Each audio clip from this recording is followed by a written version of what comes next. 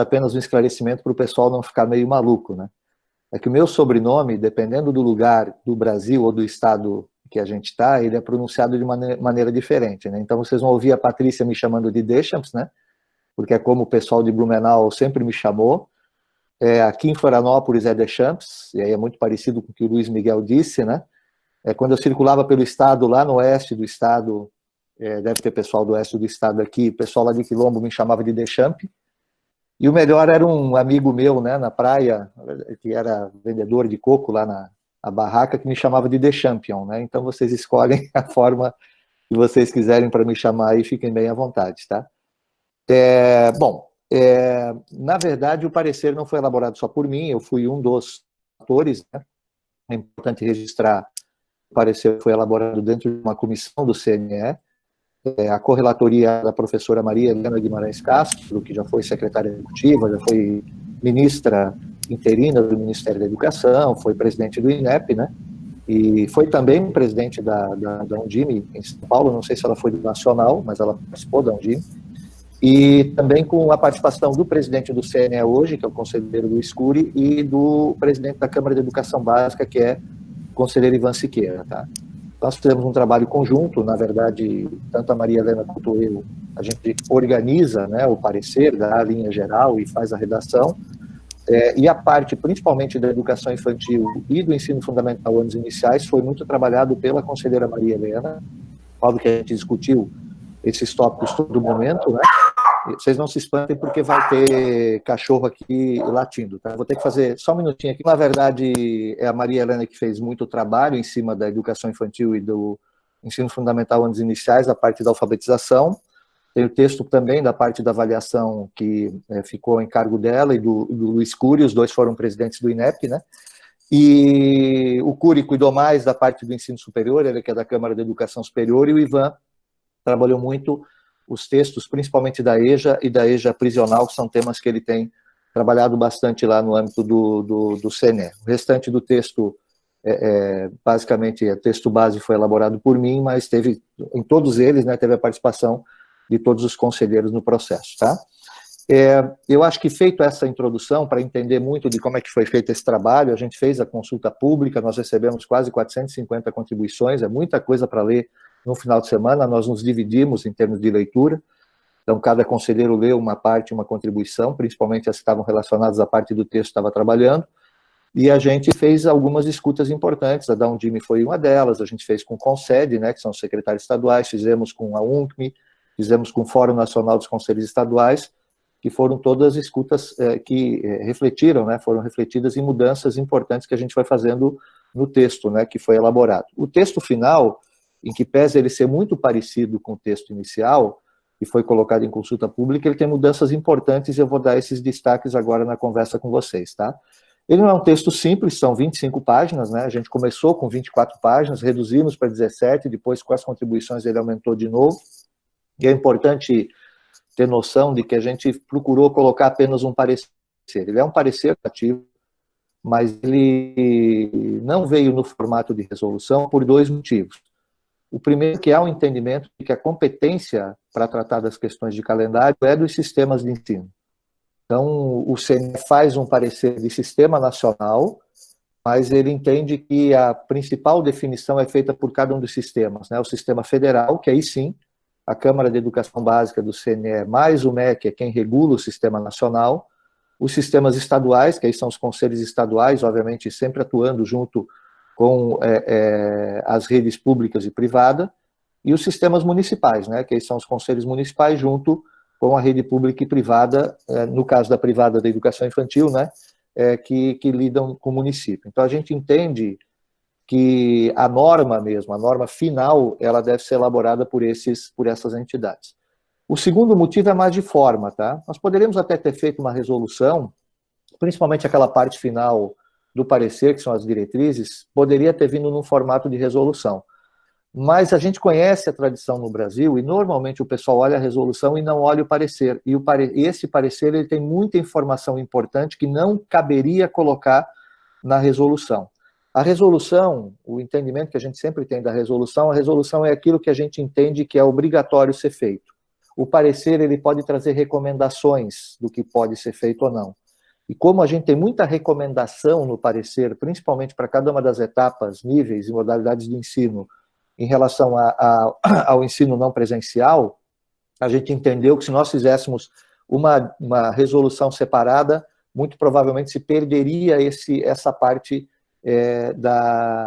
do parecer que trata dessas recomendações. Então, a gente também fez isso, desse formato, e apostando muito de que a regulamentação, de fato, é feita pelos sistemas de ensino dentro da sua autonomia, tá? A gente tem um problema sério, né? Eu não preciso me deter muito na situação que a gente está vivendo, mas é importante a gente ter uma noção de que isso está acontecendo com o Brasil, não está acontecendo só aqui, está acontecendo no mundo inteiro, e a gente pode olhar um pouco para países que entraram nesse processo da pandemia e no isolamento social antes, para ver e tentar antecipar e ver o que está acontecendo nesses países. Né?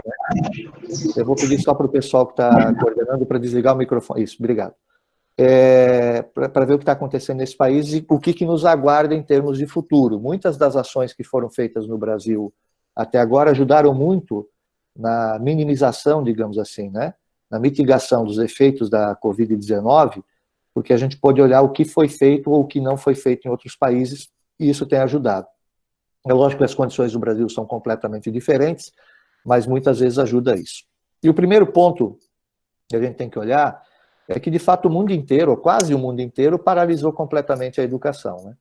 A gente tem mais de 150 países com algum tipo de restrição educacional, e, na verdade, a maioria deles com nenhum tipo de atividade no ambiente da escola por conta do isolamento social, que é, no momento, a melhor forma de você ganhar tempo para poder estruturar o seu sistema de atendimento de saúde e poder compreender a dinâmica do vírus, né, em relação à sua propagação, para poder dar conta de garantir com que as pessoas, se forem infectadas, né, se forem contaminadas pelo vírus, elas possam ter atendimento e a gente possa reduzir significativamente os índices de mortalidade que o vírus traz.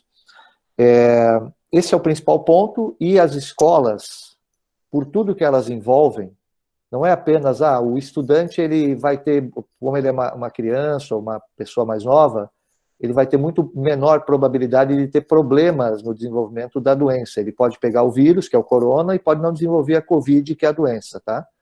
Mas todo o entorno da escola, ele envolve uma série de coisas que pode fazer com que a criança seja o vetor de transmissão do vírus de maneira muito mais rápida, né? Primeiro, porque você movimenta toda uma questão de transporte no município. Segundo, você faz muita gente se movimentar, sair de casa. Terceiro, que os contatos dessas crianças vão ser com pessoas mais velhas e certamente vão poder propagar o vírus dessa forma. Esse é o principal motivo para não ter as atividades escolares, né? Agora, o mais importante, e quando a gente fez o parecer aqui de Santa Catarina, aqui em Santa Catarina eu fui relator também, né? Mas obviamente num trabalho conjunto de todos os membros do Conselho Estadual da Educação, é que quando a gente fez o parecer de Santa Catarina, que a gente cria o regime especial, né? Nesse período da Covid, a gente tinha um entendimento de que haveria um período de paralisação e que depois as escolas vão retornar às atividades, não de maneira normal, né, mas poder retornar com todos os estudantes. E o que a gente está vendo em nível mundial não é assim que está acontecendo. Sabe, quase todo mundo recebeu, né, aquela foto dos chineses lá com aquela régua na cabeça, né, para marcar o distanciamento entre crianças. Na verdade, as escolas, muito provavelmente, quando retornarem, não retornarão com todos os seus estudantes ao mesmo tempo. A França limitou a 15 alunos por sala. Vários países, no âmbito da Europa, por exemplo, você tem, na verdade, a história de ensino integral e ensino parcial não existe, né? Lá é tempo integral para todo mundo, né? Eles estão cortando essa lógica, eles estão colocando turmas pela manhã e outras turmas pela tarde para poder dar conta nos espaços escolares de atender as crianças, mas não ao mesmo tempo. Então, vai ter muito dessa lógica, tá? São Paulo está propondo um calendário de retorno que vai ser alternado. Num dia vão ter um grupo de crianças, no outro dia vai ter outro grupo de crianças. Então, e vai começar principalmente pela educação infantil, né? Porque a educação infantil tem um outro impacto, porque a educação infantil é anos iniciais. Como as crianças são muito pequenas, e eventualmente os pais vão começar a sair para trabalhar, a ideia é que você possa ter um espaço também de recepção com segurança, né, dessas crianças nesse período, e aí vem a lógica de que você começa a retornar eventualmente com menos crianças e começa a retomar com algumas etapas da educação básica, priorizando elas, né, e atrasando um pouco o retorno à atividade normal das demais etapas. Então, na verdade, a gente vai ter uma situação que vai perdurar quase que o ano inteiro, né. É importante a gente ter ideia, porque circula muito, né? Aqui em Santa Catarina houve um pedido da promotoria que as escolas e redes fizessem um calendário, já para apresentar um calendário, se não me engano o prazo final era semana passada. Eu alertei, né, a própria promotoria de que dificilmente seriam entregues calendários sustentáveis, por conta dessas mudanças todas na forma de reorganizar a escola no retorno, e porque, mesmo que tivesse um prazo oficial de 31 de maio, e aí era feeling, tá? E olhando o que aconteceu no resto do mundo, dos dias que você teve de paralisação assim por diante, eu achava que era muito difícil a gente poder ter, continuo achando muito difícil a gente poder ter uma retomada de atividades já no mês de junho. Não deu outra, logo na sequência o governador estendeu, né? Ele agora deixou sem prazo, né, o retorno das aulas, o que, obviamente, para os gestores é uma situação super complicada, porque você vai ter que ficar fazendo replanejamentos quase que o tempo inteiro, porque a gente não tem ideia de quando é que isso vai acontecer. Dada essa complexidade, o CNE, a partir de uma série de demandas, porque o CNE tinha feito uma nota de esclarecimento inicial, que ela saiu, se não me engano, no dia 18, dia 17 de março, tá? Mas, dado uma série de consultas foram feitas, o CNE, então, tomou a decisão de elaborar um parecer e que esse parecer pudesse auxiliar os sistemas de ensino a poderem fazer as suas respectivas regulamentações e a sua organização, tá? Então, a chave para nós é um pouco isso, né, de tentar entender quais seriam as formas de você trabalhar e o que a gente deve colocar como foco. Se fala muito no calendário escolar. O calendário escolar, ele não é um fim em si próprio. A carga horária não é um fim em si próprio. Isso é super importante a gente ter em mente. O calendário escolar e a carga horária são formas de organizar os objetivos que a gente tem na educação, que é o quê? Garantir a aprendizagem das crianças, dos jovens e todos os estudantes. As aprendizagens que estão previstas dentro do currículo escolar, dentro da proposta pedagógica da escola e até na própria BNCC, né? O Plauto começou bem citando as competências gerais que a gente precisa respeitar, tá? Então, a gente procurou, no parecer do CNE, tirar um pouco o foco na questão do calendário, em que pese ele ser um orientador do calendário, para que a gente possa resolver uma situação tão complexa como essa, que vai ter uma longa duração de paralisação das atividades presenciais, que é a forma tradicional que a gente trabalha o desenvolvimento da aprendizagem dos estudantes, é que a gente procurou começar a parte do parecer da análise dizendo o seguinte: olha, qual é a pergunta que a gente está tentando responder?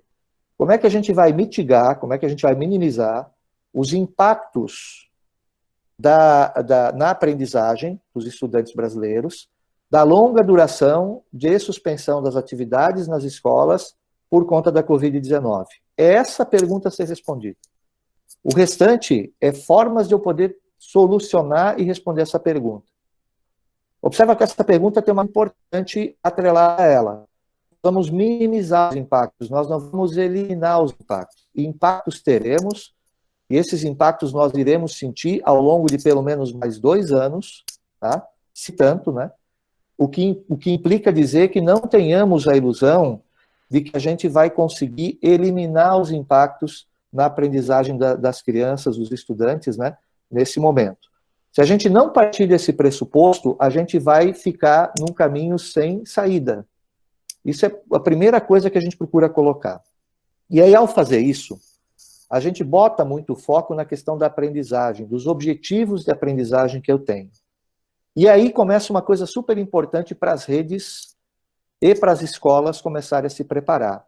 Elas precisam olhar para a BNCC, precisam olhar para o seu currículo, precisam olhar para a proposta pedagógica e fazer uma reflexão. O que eu consigo trabalhar esse ano e garantir que seja desenvolvido esse ano, dos objetivos de aprendizagem que estão previstos nesses documentos, sabendo que alguns poderão ser feitos de maneira não presencial e alguns só consigo realizar de maneira presencial. E a partir daí, já é o primeiro convite que o CNE faz para reflexão das redes ou dos sistemas. Você precisa olhar para o seu currículo e avaliar se você vai manter o que você está prevendo para esse ano ou se você vai priorizar determinadas coisas e começar a definir que algumas dessas coisas, talvez, de alguns desses objetivos, talvez, você vai precisar desenvolver no ano que vem, ou nos próximos 2 anos. Então, a gente utiliza, isso veio de uma contribuição muito forte de alguns especialistas de educação, a gente utiliza a lógica do ciclo de aprendizagem. Isso, inclusive, apareceu, eu não me lembro se foi no CONSED ou na reunião da Undime, tá? Mas a lógica do ciclo de aprendizagem. Não vamos imaginar que a gente precisa pegar agora e tentar encaixar tudo que está previsto para esse ano dentro de um calendário que absolutamente não será um calendário regular e normal. Então, passa por uma primeira avaliação que eu preciso fazer para mim poder colocar no foco, tá? Então, olhar para o currículo e ver quais são os objetivos que eu realmente vou priorizar e vou trabalhar ao longo desse ano. Quais que eu vou fazer durante o período de paralisação e quais que eu vou fazer pós-período de paralisação no retorno às atividades nas escolas. Outro aspecto importante, como eu já disse, são os limites legais, né? Calendário e carga horária, e eu tenho falado isso muito com o Ministério Público, gente, esses são meios, não são fins. Eu posso garantir, agora não precisa mais, né, porque a MP 934 já mudou, mas eu poderia garantir aula nos 200 dias letivos, eu poderia garantir as 800 horas para todo mundo e o aluno não aprender nada. Então, a forma de eu organizar isso é super importante. É lógico que não adianta também eu imaginar o inverso, né? Eu vou apenas trabalhar a aprendizagem e não vou olhar as questões relacionadas à carga horária, à reorganização do calendário, que isso é super importante. Eu preciso de tempo, eu preciso de capacidade de poder fazer o desenvolvimento desses objetivos de aprendizagem. Então, os limites legais estão dados, não tem mais limite dos 200 dias letivos, a MP 934 eliminou, mas continua os limites da carga horária, principalmente relacionada a ensino fundamental, ensino médio e a educação superior, cuja carga horária é dada pelas diretrizes curriculares nacionais. Na educação infantil, e isso é importante colocar, também tem carga horária para a pré-escola, obviamente que a gente trata da educação infantil como um todo, mas como a de 0 a 3 não é obrigatório, né, por lei a presença na escola, a frequência na escola, isso é uma situação já mais flexível que você pode utilizar, tá? O outro aspecto, estou dando a sequência do parecer, tá, gente? Se vocês tiverem o parecer na mão, vocês vão ver que eu estou falando de cada uma das seções do parecer, né? Outro aspecto era da competência. O nosso entendimento é que a competência é, sim, dos sistemas de ensino. Isso, inclusive, está na própria MP, né, quando ele fala da reorganização do calendário escolar, mas a gente diz que o CNE também tem competência para poder tratar desse assunto, na lógica de que ele é o normatizador do Sistema Nacional de Educação, tá? Aí a gente vem para a parte que talvez aqui é mais conceitual, tá, gente? Agora a gente vem para a parte mais prática, que é aquilo que a gente fala de como é que eu reorganizo o meu calendário escolar, ou como é que eu garanto que a aprendizagem dos meus estudantes seja realizada. E aí a gente começa a trabalhar, olha, tem 3 formas. Uma delas a gente até acrescentou, em última hora, até como uma contribuição do Alessio, né, que foi já presidente da Undime. Tem 3 formas, tá? A primeira forma, óbvio, é a situação tradicional. Eu vou pegar e vou, à medida que eu estiver retornando às aulas, eu vou fazer um novo calendário escolar, prevendo como é que eu vou fazer a distribuição da carga horária que é prevista para mim realizar. Até aí, tudo bem, se eu não tivesse um período de suspensão de atividades que vai ser longo. E assim, ó, gente, por que a gente trabalha com essa questão do tempo longo? Porque a gente utiliza as informações oficiais.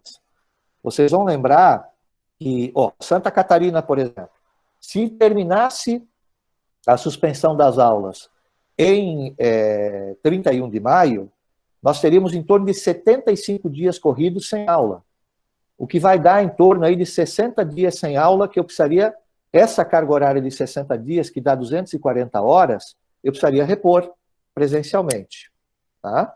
240 horas você não repõe presencialmente de maneira simples, né? Você pode repor presencialmente utilizando contraturno, Você pode aumentar um pouco a carga horária do seu turno, em vez de fazer 4, fazer 5. Você pode utilizar sábado, você pode utilizar feriado, isso depende de questões legais. E você pode avançar no ano seguinte. Ninguém está impedido de avançar no ano civil seguinte, tá, gente? O calendário escolar não precisa casar com o ano civil. Mas vocês já imaginaram o que vai ser, do ponto de reorganização? Eu que fui gestor da rede estadual com uma greve que durou 64 dias, teve escola que teve que avançar em janeiro para repor aula.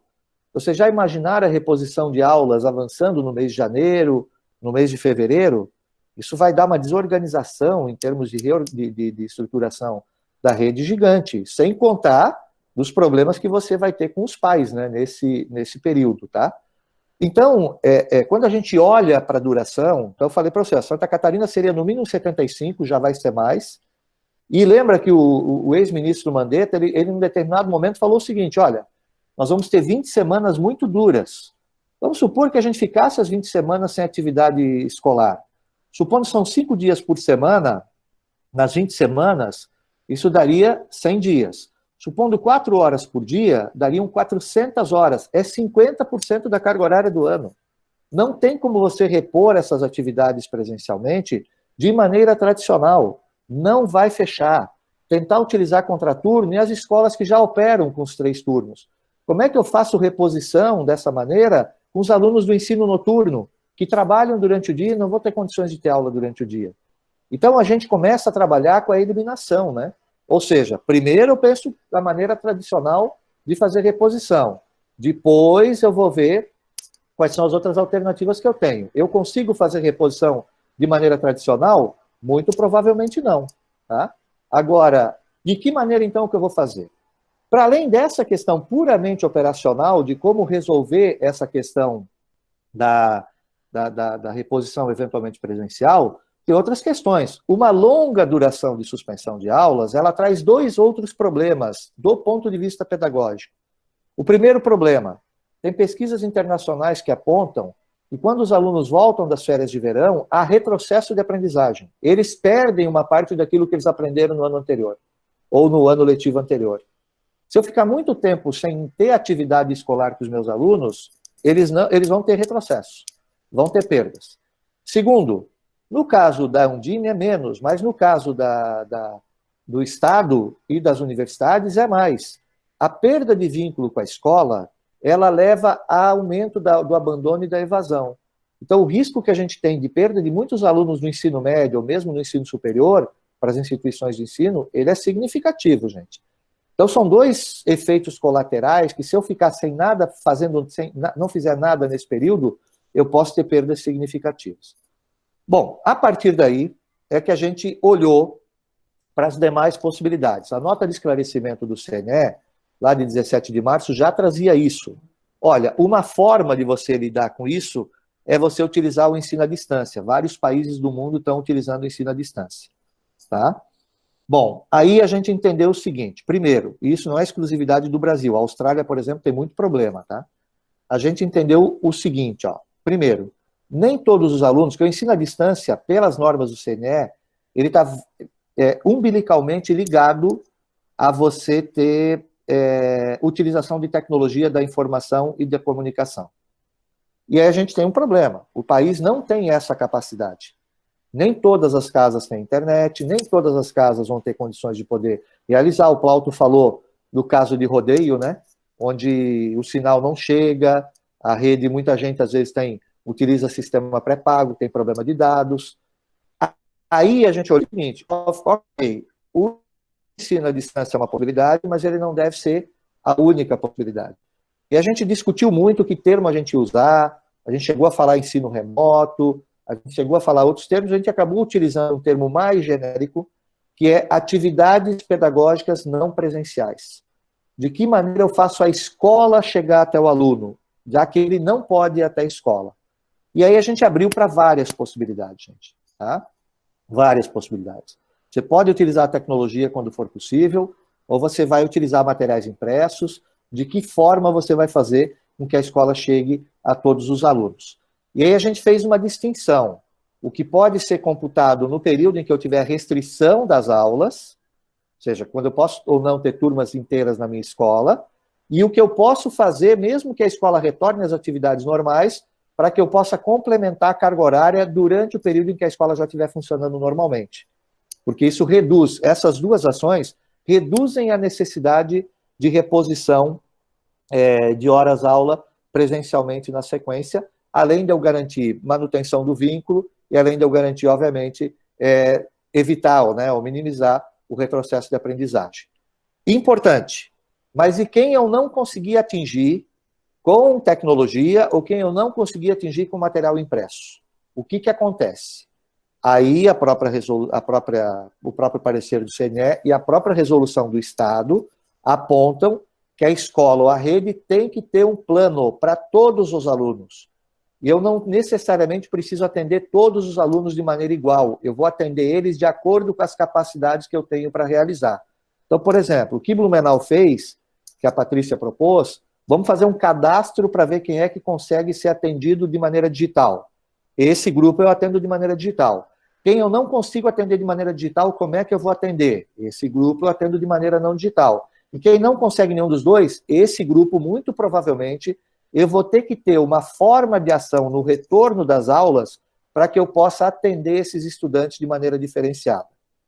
Lembra, é preferível eu precisar trabalhar com uma reposição presencial, que não está afastada, para 20% da minha rede do que para 100% da minha rede. Tá? Essa é a tese. Eu vou escalonar a forma de atendimento de acordo com a capacidade que eu tenho para dar conta de atender todo mundo. A gente tem um princípio importante. Eu não vou conseguir atender todos de maneira igual. Se eu quiser atender todos de maneira igual, só tem uma saída. Não fazer nada agora, esperar retornar, imaginar que vai retornar todo mundo junto e eu vou fazer um calendário que provavelmente eu não vou conseguir cumprir esse ano e que está ano que vem. Então, a gente trabalha com a lógica do diferente. Por quê? Porque os estados são diferentes, as redes dentro do estado são diferentes, dentro das redes as escolas são diferentes, e dentro da escola as famílias e os estudantes são diferentes. Eu preciso fazer um plano para cada uma dessas condições que eu tenho. Tá? Por isso, quando eu vejo uma discussão muito forte, felizmente aqui em Santa Catarina não, mas em outros estados, do tipo assim, o Ministério Público está entrando com ação porque nem todos os alunos vão ser atendidos pelo sistema que está sendo colocado. Não é assim. Eu tenho que ter um sistema que atenda um grupo de alunos de uma maneira, outro de outra maneira e outro de outra maneira, mas que eu consiga cobrir e fazer a cobertura de atendimento de todo mundo. Bom, então essas formas de reorganização são essas. Ou eu vou utilizar a atividade não presencial agora, computando ou não para a carga horária, é uma escolha do sistema, só que se eu não computar para a carga horária, eu realmente diminuo o retrocesso, eu vou garantir vínculo da escola, mas eu vou ter que repor tudo depois presencialmente. É como se eu fizesse um esforço para nada, sabe, gente? Então, a gente respeita, cada um trabalha com o seu sistema, mas a gente faz esses alertas quando a gente trata do processo.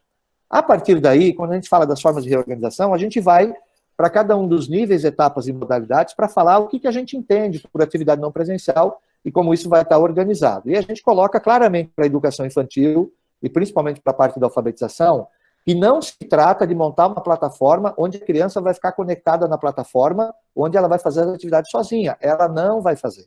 Ela precisa de orientação, principalmente na educação infantil, ela precisa de um adulto para fazer esse desenvolvimento. Então, vou falar do princípio da educação infantil. Primeiro, ninguém está substituindo o professor.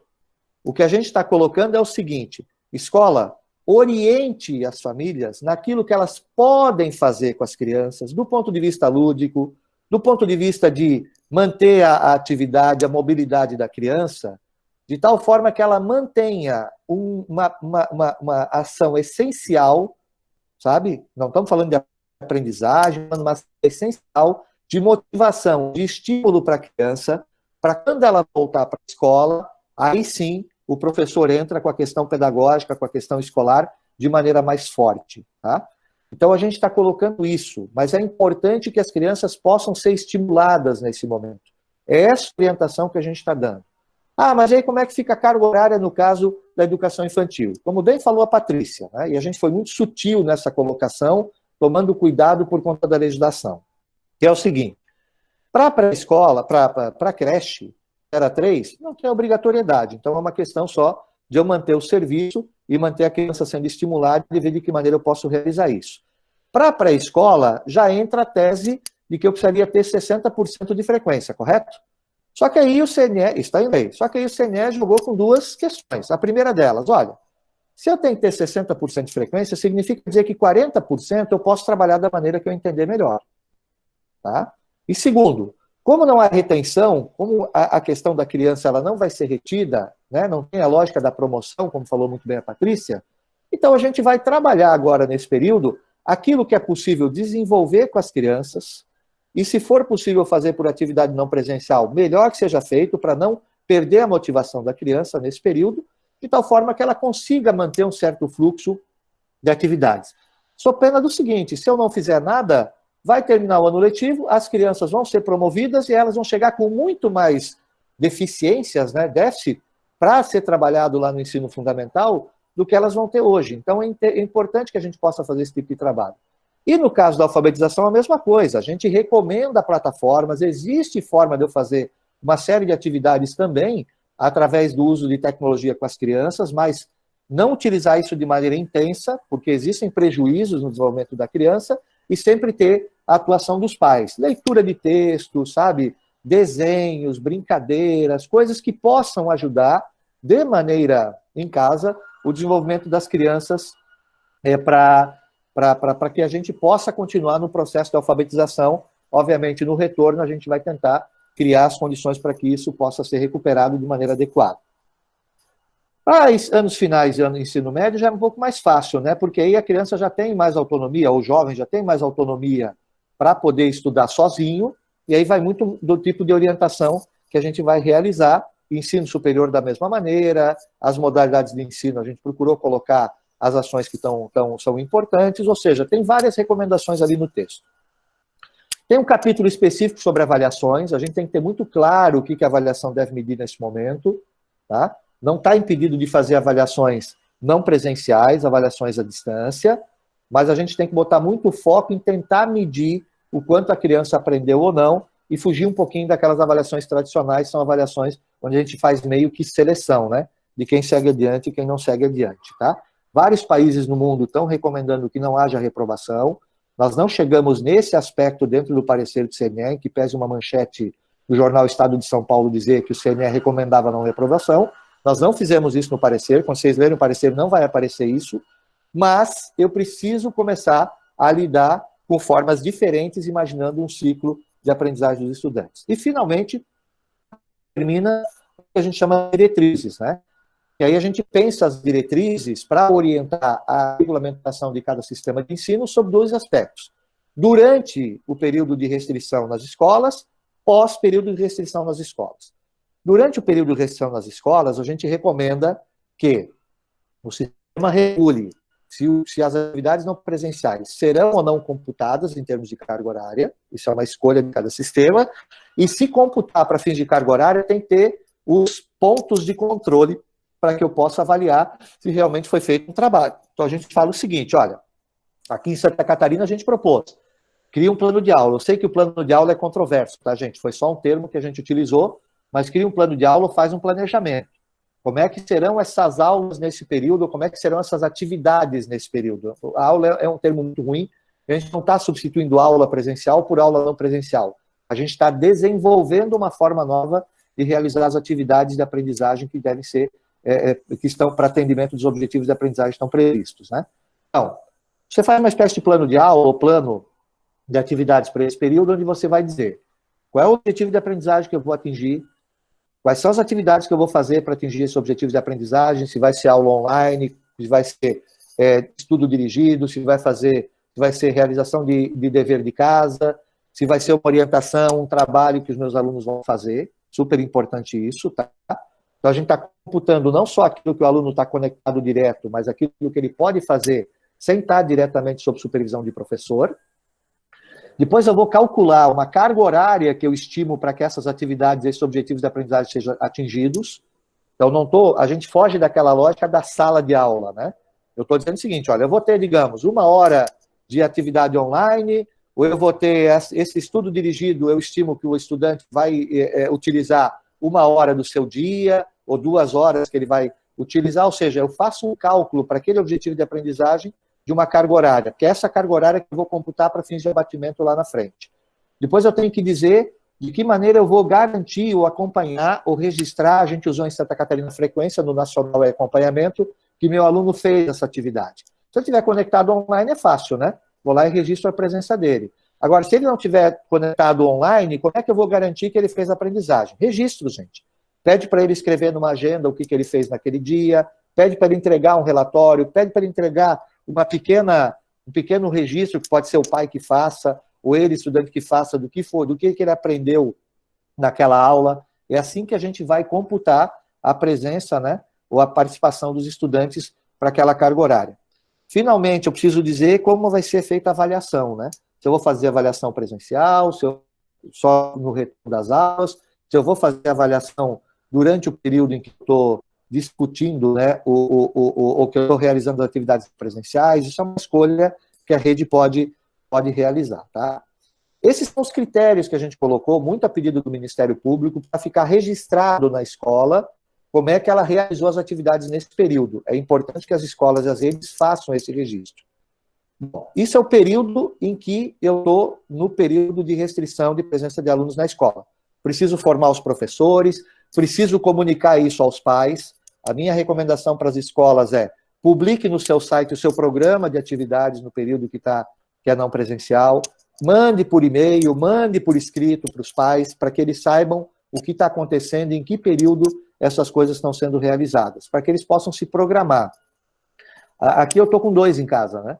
Eu tenho um de 14 anos, está no 9º ano, e eu tenho de 18 que já está no 1º ano da universidade, tá? Os 2 estão tendo aula normal. O João tem atividades da escola dele no horário normal da aula, nem sempre é online, tá, gente? E o Luiz está tendo as aulas da FURB da mesma maneira, nem sempre é online, mas ele está ali.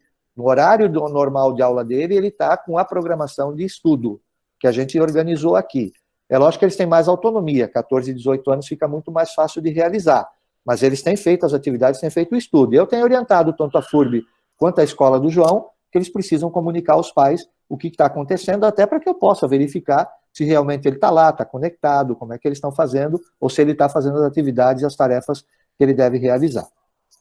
Agora vamos para a parte onde eu começo a planejar o retorno, tá? Como é que eu vou estruturar a escola para esse retorno? E aí eu venho com várias questões. Primeiro, eu preciso considerar, para a reorganização do meu calendário, que o retorno não vai ser todo mundo na escola ao mesmo tempo e eu já, no primeiro dia de aula, já vou dando aula para recuperar, né? Porque muita gente gostaria de fazer isso, né? Olha, vou ter que cumprir uma carga horária, vamos largar a aula aí para poder recuperar. Não dá. Faz um período de acolhimento na escola. Sabe, precisa acolher professor, precisa acolher estudante. No começo a gente falava muito isso, né? Essa gurizada vai chegar na escola cheia de energia, a gente vai precisar deixar eles correr, vai precisar deixar eles se abraçar, vai precisar deixar eles... Não vai dar. Infelizmente não vai dar. Muito provavelmente a gente vai voltar com as atividades na escola com muitas restrições ainda, o que vai ser um negócio super complicado, né? Mas faz o período de acolhimento. Eu acho que refletir sobre o que aconteceu, sabe? E tentar entender o que aconteceu. Gente, é super importante a observação que a escola vai ter no retorno. Como disse o Plauto, a educação é uma rede de proteção social também. Porque teve um período de permanência das crianças, dos jovens em casa com a família, que não é o padrão normal. Teve violência, sabe? Como é que foi essa relação? Como é que as pessoas se organizaram em casa? É importante a gente poder fazer essa observação também, como a escola faz muitas vezes, né? Para poder processar isso. Não é uma coisa muito simples de lidar. Segundo aspecto, a avaliação diagnóstica. A avaliação diagnóstica não é chegar aplicando uma prova para todo mundo. A avaliação diagnóstica é o medir o quanto as crianças aprenderam ou deixaram de aprender nesse período. Se elas fizeram as atividades não presenciais, ou mesmo que elas não fizeram, eu vou precisar fazer essa avaliação diagnóstica. A escola já faz isso quando volta das férias, né? A gente sempre olha como é que estão os meus estudantes nesse retorno, tá? Para que eu possa planejar 2 coisas. Revisão daquilo que foi aprendido, ou não aprendido, ou foi trabalhado nesse período, e recuperação. As escolas terão que ter um plano quase que individual dos estudantes. Eu vou precisar trabalhar muito com a questão do reforço escolar.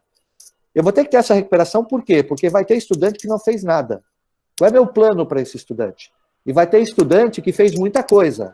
Qual é meu plano para esse estudante? Mas todos precisarão de algum tipo de reforço. Pode ter certeza disso.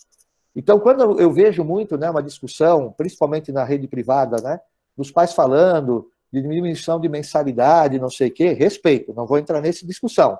A única coisa é que eles não sabem ou não têm ideia do quanto a escola vai ter que entregar a mais quando retornar do que ela só está entregando agora, tá?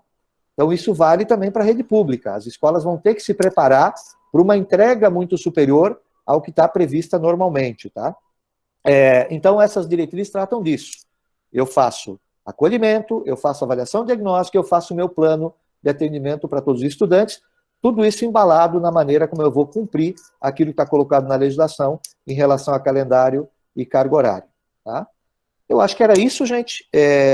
Eu queria, de novo, apenas registrar uma coisa que é super importante, viu, Patrícia? Que o CNE tem muita compreensão. Eu acho muito interessante que, de vez em quando, eu vejo assim, estão obrigando a fazer isso, obrigatoriedade na distância. Ninguém está obrigando em nada.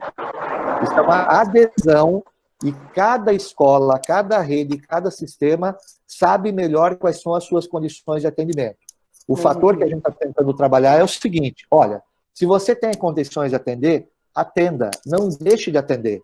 É melhor eu fazer isso do que não fazer nada. Esse é o principal ponto que rege todo o parecer que a gente fez e que rege o parecer de Santa Catarina também, que até o momento está alinhado com o parecer nacional.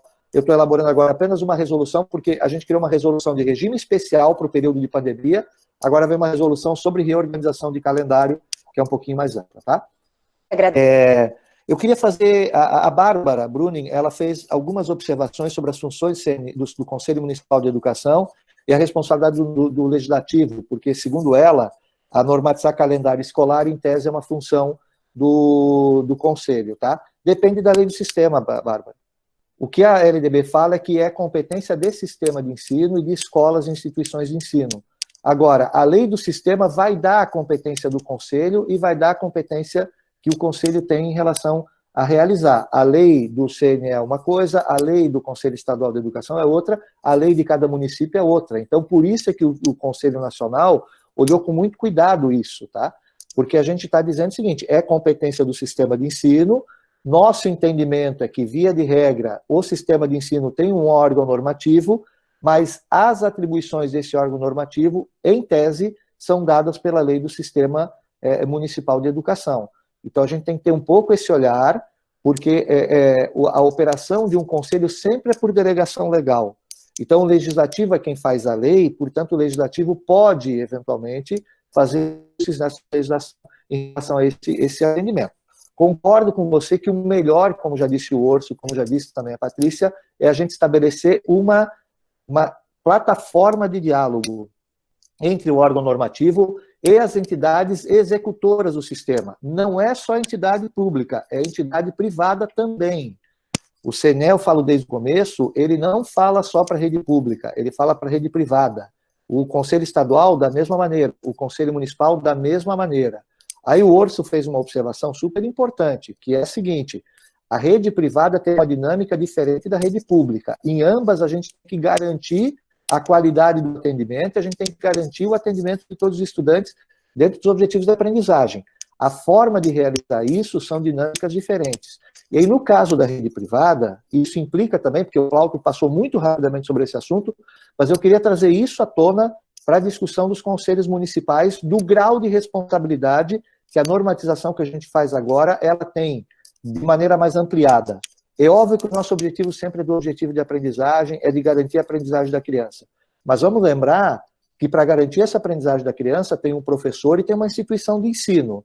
Se a gente não se atentar de que, dependendo da decisão que a gente tomar de autorizar ou não determinadas ações serem feitas nesse momento, a gente pode estar colocando em risco emprego de professor e saúde financeira da instituição de ensino. Aí a gente vai garantir que a beleza, toda a questão da aprendizagem da criança. Em compensação, eu posso ter feito um processo gigantesco de demissão, de exoneração, sabe, de rescisão de contrato de professores, e aí como é que fica? Então a gente tem que olhar tudo isso junto. É óbvio que o CNE não coloca isso no parecer, que o parecer do CNE é pedagógico. É óbvio que o Conselho Municipal de Educação não vai colocar isso na sua normatização, porque a normatização dele é pedagógica. Mas a tomada de decisão que a gente fizer do ponto de vista pedagógico tem impacto, sim, em relação à estrutura de emprego, estrutura trabalhista, uma série de coisas. Inclusive para a gente sempre refletir. A gente sempre fala em tese em fazer a reposição presencial. E as férias, como é que vai ficar? Só para ter um tópico para a gente ter isso na pauta, tá, gente? Isso tudo é uma organização operacional de quem é gestor de rede e que a gente, enquanto conselho, tem que ter noção de que, dependendo da decisão que a gente tomar, a gente pode impactar nessas questões todas. Relação trabalhista, relação de consumo, contrato de escola com pais para pagamento de mensalidade. Não é uma coisa que a gente tem que botar no parecer, mas são coisas que são impactadas pelas decisões que a gente tomar. Então, a responsabilidade, o grau de responsabilidade que a gente tem é gigantesco.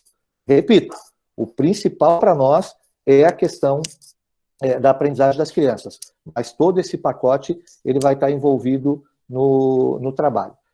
Deixa eu só fazer algumas observações super importantes, que é uma coisa que eu acabei esquecendo de falar, Patrícia, porque você falou na sua fala ali, de que o parecer ele não tem chocado com que os conselhos municipais ou as mesmas secretarias têm feito. Isso foi de propósito mesmo, tá?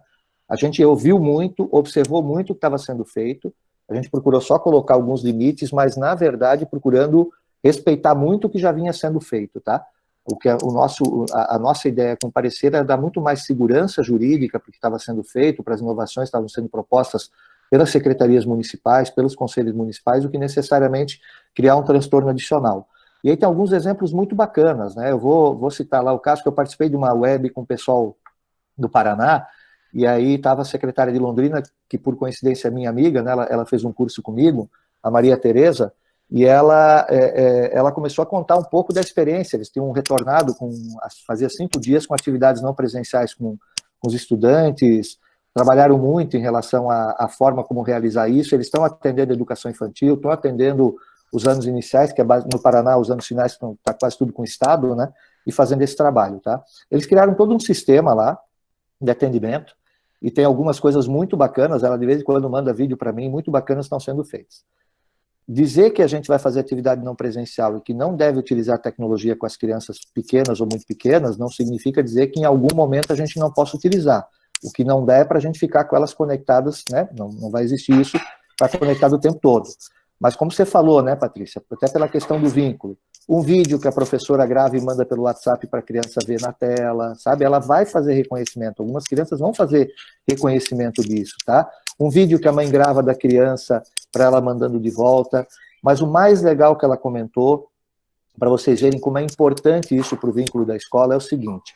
Ela disse que no primeiro dia que eles começaram com atividade não presencial, e para algumas crianças online, a criança fez questão de botar o uniforme para dizer que estava indo para a escola. Então, assim, ó, é esse tipo de relatos que a gente tem, gente. A gente tem que tomar muito cuidado com a questão, sabe, pedagógica, com a questão da aprendizagem, mas tem uma relação de escola com a criança que às vezes passa despercebido para a gente, quando a gente fica só olhando número, horas, assim por diante. Por isso que eu tenho falado, o momento é da gente pensar como é que a escola pode chegar até a criança, uma vez que a criança não pode ir até a escola. É isso que a gente vai resolver. O resto, gente, a gente vai resolver com tempo, com calma, sabe? Essa é a mais importante, talvez, que a gente possa fazer. E assim eu fecho aqui para deixar a Patrícia e o Flauto fazerem o fechamento. Né? Obrigado por sua disposição, tá?